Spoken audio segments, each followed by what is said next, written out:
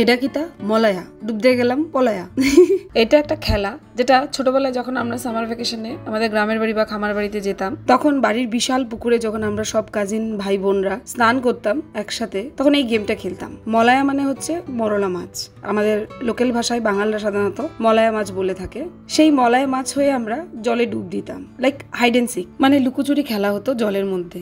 বেশ মজার খেলা এটা, এবং যে যতক্ষণ ইচ্ছে যতটা আমরা ডুব দিতে থাকতাম এবং জলে টাইম স্পেন্ড করতে পারতাম। হ্যালো বন্ধুরা, আশা করি সবাই ভালোই আছো।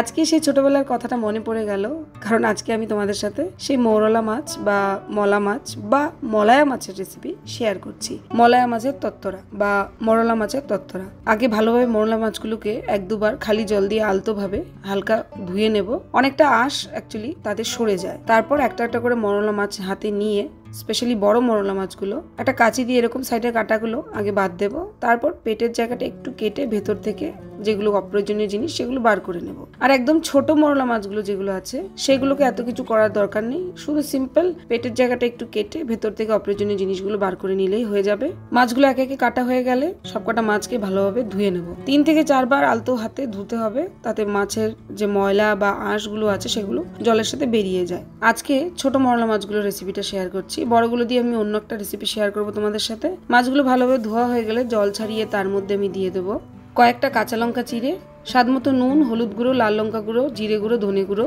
পেঁয়াজ কুচি এবং কিছুটা পরিমাণ সর্ষের তেল। হাত দিয়ে ভালোভাবে সবকটা উপকরণ খুব আস্তে আস্তে মেখে নেব, মানে মেরিনেট করে নেব। তারপর অলরেডি গরম হয়ে থাকা একটা কড়াইতে আমি ঢেলে দেব। এখানে আলাদাভাবে ফোড়ন বা আলাদা তেল ইউজ করার দরকার নেই, যা যা উপকরণ লাগবে সব আমি একসাথে মেখে নিয়েছি। একদম অল্প পরিমাণ জল অ্যাড করব, সবার শেষে ধনেপাতা কুচি অ্যাড করে দেব এবং কম হিটে ঢাকা লাগিয়ে কিছুক্ষণ কুক করব, যতক্ষণ না সম্পূর্ণ মাছগুলো সেদ্ধ হয়ে যায় এবং জলটা শুকিয়ে যায়। এখানে মাছগুলো আমি কোনোভাবেই ভাজবো না, জাস্ট ভাপা বা সেদ্ধ হবে। ঢাকা তুলে দেখবো যে জলটা সম্পূর্ণভাবে শুকিয়ে গেছে এবং মাছগুলো সেদ্ধ হয়ে গেছে।